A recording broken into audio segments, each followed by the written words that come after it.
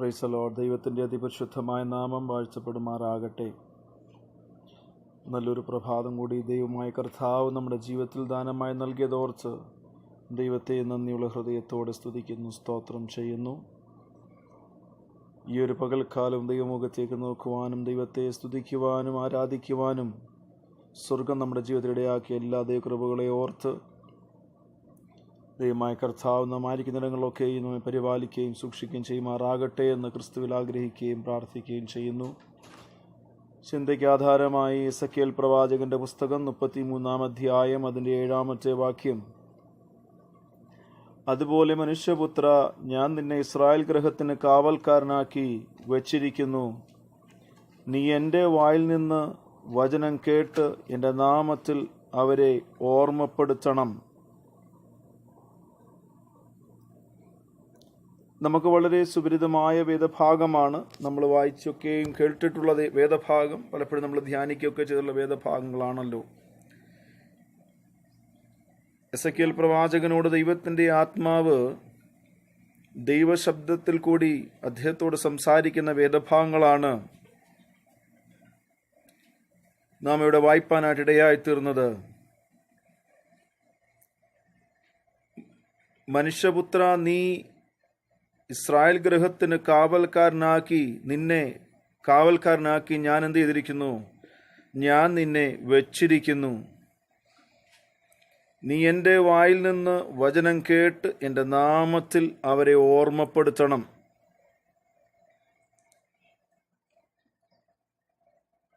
ഈ വേദഭാഗത്തിനകത്ത് വ്യക്തമായൊരു വ്യക്തതയുള്ളത്,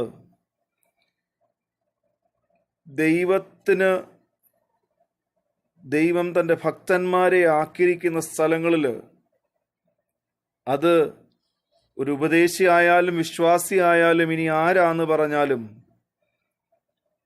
ദൈവം അവരെ ആക്കി വച്ചിരിക്കുന്ന സ്ഥലങ്ങളിൽ ആ വ്യക്തി ആ ദേശത്തിനും ആ ദേശത്തുള്ള ഓരോ ജീവിതങ്ങൾക്കും കാവൽക്കാരനാണ്. ഇവിടെ വചനം വായിച്ചതും അത് തന്നെയാണ്. ഞാൻ നിന്നെ ഇസ്രായേൽ ഗൃഹത്തിന് കാവൽക്കാരനാക്കി വെച്ചിരിക്കുന്നു. ഇസ്രായേൽ എന്ന് പറയുന്നത് ദേശമാ, ഒരു രാജ്യമാ. അപ്രകാരം തന്നെ ദേശത്ത് ശുശ്രൂഷയ്ക്ക് ആക്കി വെച്ചിരിക്കുന്നത് ദൈവത്തിൻ്റെ ഭക്തന്മാർ, വേർതിരിക്കപ്പെട്ട ദൈവമക്കള്, ദൈവസഭയിലുള്ള ദൈവജനത്തിനു വേണ്ടി മാത്രമല്ല, ദേശത്തായിരിക്കുന്ന ഓരോ വ്യക്തികൾക്ക് വേണ്ടി കരയുവാനും പ്രാർത്ഥിക്കുവാനും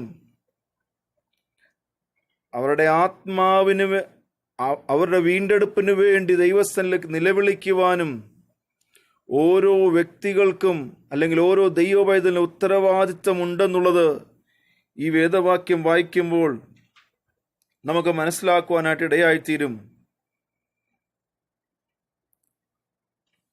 ഇസ്രായേൽ ഗൃഹത്തിന് കാവൽക്കാരനാക്കി ദൈവം വെച്ചിരിക്കുന്ന പ്രവാചകന് വ്യക്തമായിട്ട് അറിയാം ദൈവം തന്നെ ആക്കി വെച്ചിരിക്കുന്ന ദൗത്യം എന്താണെന്നുള്ളത്. ദൈവത്തിൻ്റെ ദൗത്യത്തിന് വേണ്ടി ആണ് ദൈവം തന്നെ ആക്കി വെച്ചിരിക്കുന്നതെന്ന് ദൈവം തന്നെ വീണ്ടും ഓർമ്മിപ്പിക്കുമ്പോൾ പ്രവാചകൻ അവിടെ മറിച്ച് വേറൊരു വാക്ക് പറയാനില്ല. കാരണം ദൈവത്തിൻ്റെ വാക്കുകൾക്ക് മുൻപിൽ തനിക്ക് തൻ്റെ ന്യായങ്ങളൊന്നും ബോധിപ്പിക്കുവാൻ അവിടെ കഴിയത്തില്ല. ദൈവശബ്ദം കേൾക്കുന്ന ദൈവമക്കളാ നമ്മൾ ഓരോരുത്തരും വ്യക്തമായിട്ട് ഓർത്തോണം.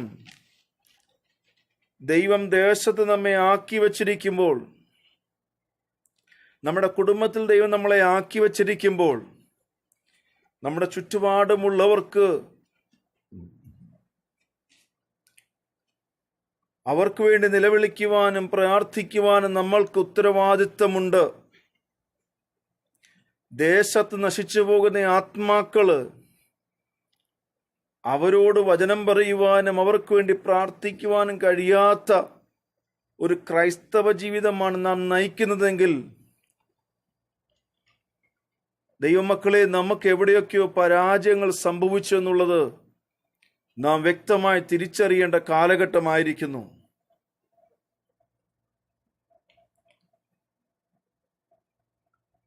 ഇന്ന് ശാസ്ത്രലോകം വളരെ വികസിച്ചിരിക്കുന്നു. നമുക്കൊക്കെയും അറിയാം,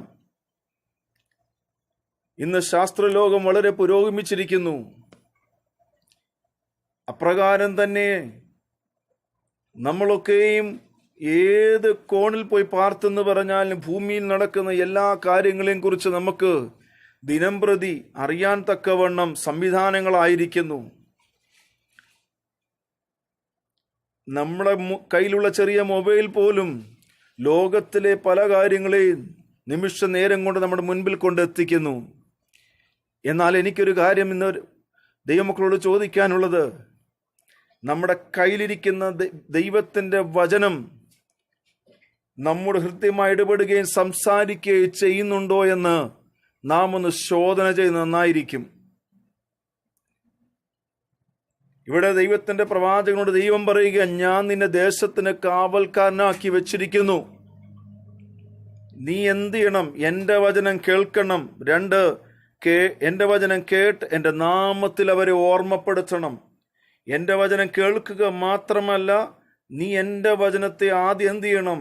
നീ അനുസരിച്ചിട്ട് നീ കേട്ട വചനത്തെ അതേപോലെ തന്നെ നശിക്കാൻ പോകുന്ന ജനത്തോട് അറിയിക്കുവാൻ നിന്നെ ഞാൻ ആക്കി വച്ചിരിക്കുന്നു. യെശയ്യാപ്രവാചന പുസ്തകം 52-ാം അധ്യായം അതിന്റെ 8-ാമത്തെ വാക്യം ഇങ്ങനെ പറയുന്നു, നിന്റെ കാവൽക്കാരുടെ ശബ്ദം കേട്ടുവോ? അവർ ശബ്ദമുയർത്തി ഒരുപോലെ ഉല്ലസിച്ച് ഘോഷിക്കുന്നു. യഹോവ സിയോനിലേക്ക് മടങ്ങി വരുമ്പോൾ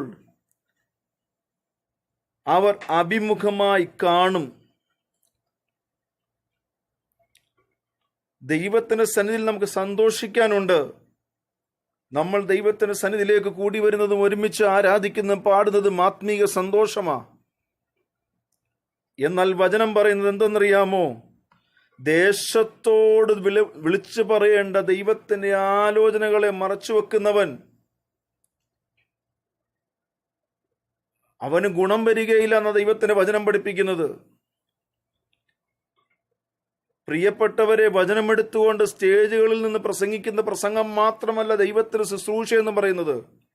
ദൈവത്തിന്റെ വചനത്തിന് ശുശ്രൂഷ എന്ന് പറയുന്നത് എസെക്കിയേലിനോട് ദൈവം പറഞ്ഞതുപോലെ, ഞാൻ ദേശത്ത് നിന്നെ ആക്കി വെച്ചിരിക്കുന്നത് ദേശത്തിന്റെ കാവൽക്കാരനായിട്ടാണ്.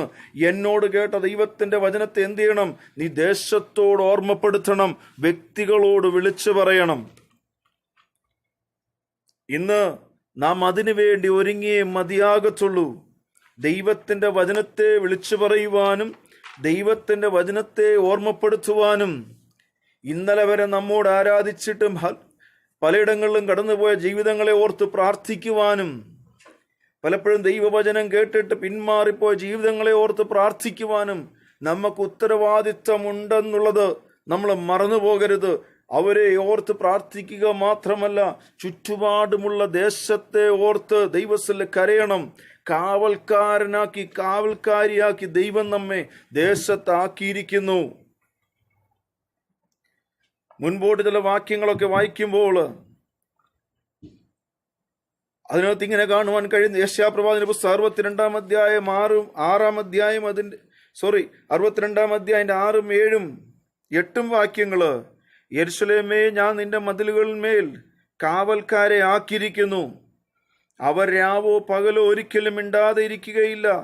യഹോവയെ ഓർപ്പിക്കുന്നവരെ, നിങ്ങൾ സ്വസ്ഥമായിരിക്കരുത്. അവൻ യെരൂശലേമിനെ യഥാസ്ഥാനപ്പെടുത്തുവോളം, ഭൂമിയിൽ അതിനെ പ്രശംസാ വിഷയമാക്കുവോളം അവന് സ്വസ്ഥത കൊടുക്കുകയും അരുത്. ഇനി ഞാൻ നിന്റെ ധാന്യം നിന്റെ ശത്രുക്കൾക്ക് ആഹാരമായി കൊടുക്കുകയില്ല. നീ അധ്വാനിച്ചുണ്ടാക്കിയ വീഞ്ഞ് അന്യജാതിക്കാർ കുടിച്ചു കളയുകയുമില്ല എന്ന് യഹോവ തൻ്റെ വലം കൈയും തൻ്റെ ബലമുള്ള ഭുജവും തൊട്ട് സത്യം ചെയ്തിരിക്കുന്നു. ഒരു ഭാഗത്ത് ദൈവത്തിന്റെ ഭക്തനെ കുറിച്ച് ദൈവം പറയുന്നത്, നീ ദേശത്തിന്റെ കാവൽക്കാരനാ, എന്നോട് കേട്ട വചനത്തെ നീ നശിച്ചു പോകുന്നവരോട് വിളിച്ചു പറയണമെന്ന് പറയുമ്പോൾ, ദൈവത്തിന്റെ ആത്മാവ് അടുത്ത വേദഭാഗത്തിൽ ഇങ്ങനെ പറയുന്നതെന്നറിയാമോ? ഞാൻ യെരൂശലേമിന്റെ മതിലുകളിന്മേൽ ഞാൻ ചില കാവൽക്കാരെ ആക്കി വെച്ചിരിക്കുന്നു. ദൈവം നമ്മെ ആക്കി വെച്ച് ചില കാവൽക്കാരായിട്ടാ. രാവെന്നോ പകലെന്നോ ഇല്ലാതെ അവർ മിണ്ടാതെ ഇരിക്കാതെ അവർ യഹോവയെ ഓർപ്പിച്ചുകൊണ്ടിരിക്കുകയാ. ദൈവത്തിന് സ്വസ്ഥത കൊടുക്കാതെ ദൈവസന്നിധിയിൽ ചിലർക്ക് വേണ്ടി കരയുകയും പ്രാർത്ഥിക്കുകയും ചെയ്തുകൊണ്ടിരിക്കുകയാണ്. അതുകൊണ്ട് ദൈവത്തിന്റെ വചനം പറയുന്നതെന്നറിയാമോ? അവൻ യെരൂശലേമിനെ യഥാസ്ഥാനപ്പെടുത്തുവോളം, ഭൂമിയിൽ അതിനെ പ്രശംസാ വിഷയമാക്കുവോളം അവന് സ്വസ്ഥത കൊടുക്കരുത്. ദൈവം നിന്റെ വിഷയത്തിന് മറുപടി തരുവോളം, ദൈവം നീ പ്രാർത്ഥിക്കുന്ന വ്യക്തിയെ മടക്കി കൊണ്ടുവരുവോളം ദൈവസന്നിധിയിൽ മടുത്തുപോകാതെ പ്രാർത്ഥിക്കണം. ദൈവശബ്ദങ്ങൾക്ക് ദൈവമക്കളെ പലപ്പോഴും ദൈവസന്നിധി രാത്രിയുടെ യാമങ്ങളും നേരഭേദമന്യേ ദൈവസന്നിധി കരയുകയും പ്രാർത്ഥിക്കുകയും ചെയ്യുന്നുണ്ട്, പലർക്കും വേണ്ടി, പല വിഷയങ്ങൾക്ക് വേണ്ടി. എന്നാൽ എന്തുകൊണ്ടോ മറുപടി കാണാൻ കഴിയാതെ ദൈവസന്നിധി നിരാശപ്പെടുമ്പോൾ വചനം പറയുന്നു, ഞാൻ അതിനെ യഥാസ്ഥാനപ്പെടുത്തുവോളം നിങ്ങൾ എന്ത് ചെയ്യരുത്? നിങ്ങൾ സ്വസ്ഥമായിരിക്കരുത്. ദൈവത്തിന് സ്വസ്ഥത കൊടുക്കരുത്. കാരണം എന്തെന്നറിയാമോ?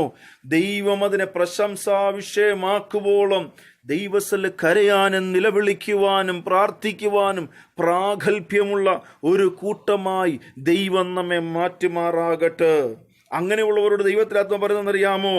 നിന്റെ ധാന്യം നിന്റെ ശത്രുക്കൾക്ക് ആഹാരമായി ഞാൻ കൊടുക്കുന്ന ദൈവമല്ല.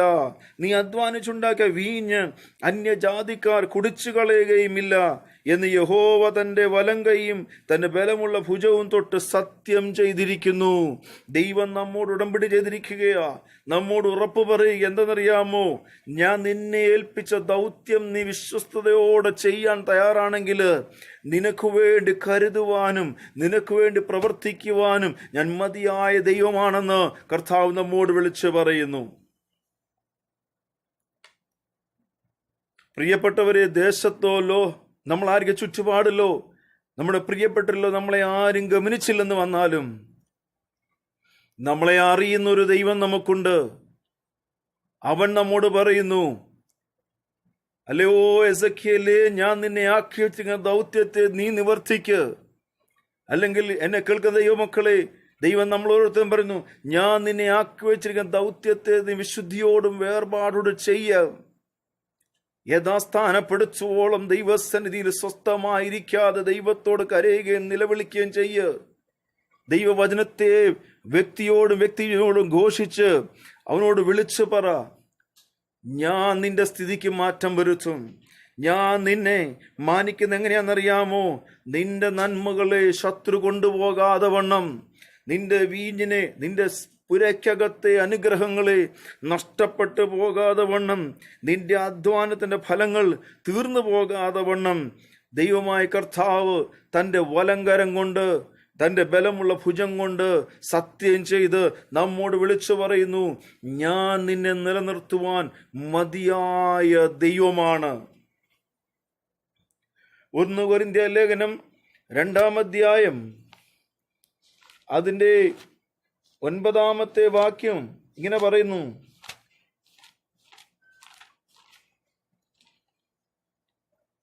ദൈവം തന്നെ സ്നേഹിക്കുന്നവർക്ക് ഒരുക്കിയിട്ടുള്ളത് കണ്ണ് കണ്ടിട്ടില്ല, ചെവി കേട്ടിട്ടില്ല, ഒരു മനുഷ്യന്റെയും ഹൃദയത്തിൽ തോന്നിയിട്ടില്ല. ദൈവം തന്നെ സ്നേഹിക്കുന്നവർക്ക് വേണ്ടി ഒരുക്കിയിട്ടുള്ളത്,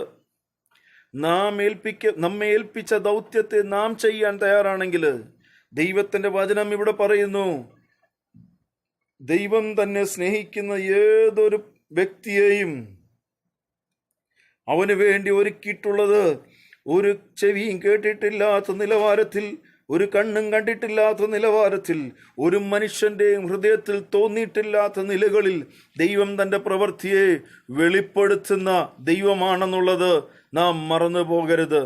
പ്രിയപ്പെട്ടവരെ, നാം പലപ്പോഴും ദൈവത്തോട് നമ്മുടെ ആവശ്യങ്ങളെ പറഞ്ഞു കരയുമ്പോൾ നമുക്ക് ദൈവസന്നിധിയിൽ പ്രാഗൽഭ്യത്തോടെ നിൽക്കുവാൻ കഴിയണം. ദൈവം ഏൽപ്പിച്ചതിൽ നമുക്ക് വിശ്വസ്തയോടെ ആയിരിക്കുവാൻ തക്കവണ്ണം ഈ ദിവസങ്ങൾ ദൈവം നമ്മെ സഹായിക്കുമാറാകട്ടെ. ഇവിടെ എസെക്കിയേലിനോട് പറഞ്ഞ വാക്കൊരിക്കൽ കൂടി വായിക്കുന്നു, അതുപോലെ മനുഷ്യപുത്ര, ഞാൻ നിന്നെ ഇസ്രായേൽ ഗൃഹത്തിന് കാവൽക്കാരനാക്കി വെച്ചിരിക്കുന്നു. നീ എന്റെ വായിൽ നിന്ന് വചനം കേട്ട് എന്റെ നാമത്തിൽ അവരെ ഓർപ്പിക്കുക. ദൈവജന